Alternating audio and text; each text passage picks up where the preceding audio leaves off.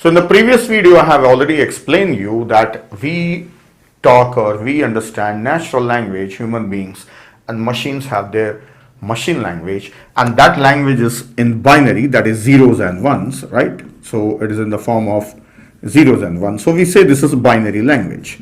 Binary language, we can call it as machine language. Machine language. So that is termed as low level language. Low level language. Machine language is low level. Low level means actual machines language. We can't understand it. So when the machines were introduced initially, it was very difficult for people to write the program. So it was not common. Machines were used in laboratories. It was not used by masses, or it was not available at consumer level.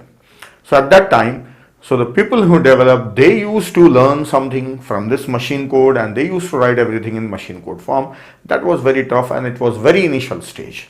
Then later they thought that there should be some method to make it easy. So they introduced some language called assembly language. Assembly language, right?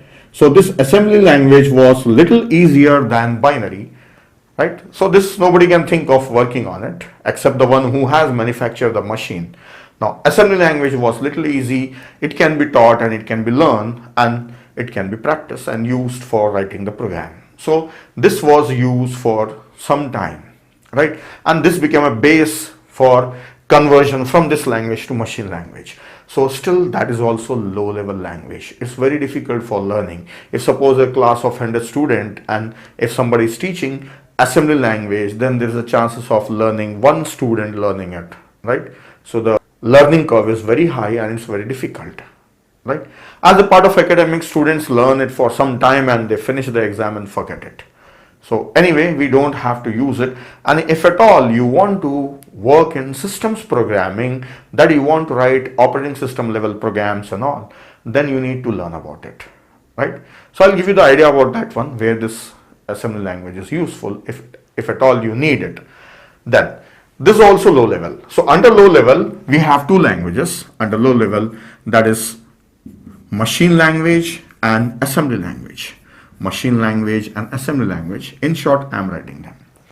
Then, as this was also difficult, we wanted some English-like language. So, English-like languages are high-level languages. They are not exactly like English, and they are not more like machine code, right? So, they are in between. So, that is easy enough for anybody to learn.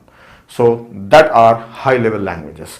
So, there are n number of high level languages. Lots of high level languages are there. Like present day we are using languages, like I'll name them. So these are easy to learn, right?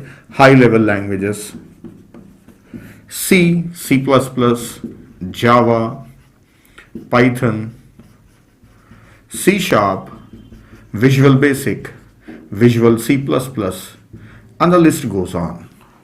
There are various languages, right?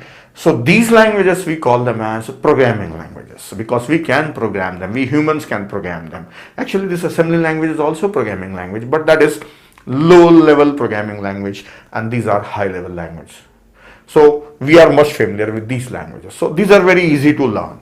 Now, no doubt for a beginner, it is a little tough in the beginning. But when you are used to, then when you learn any one of the language, it's sufficient. You can learn all other languages. You should learn one language thoroughly, then you can understand all other languages. They are on the same patterns. Now, and one more thing about this. These languages, we can categorize them as compiler based languages, and some are interpreter based languages, and some are hybrid languages.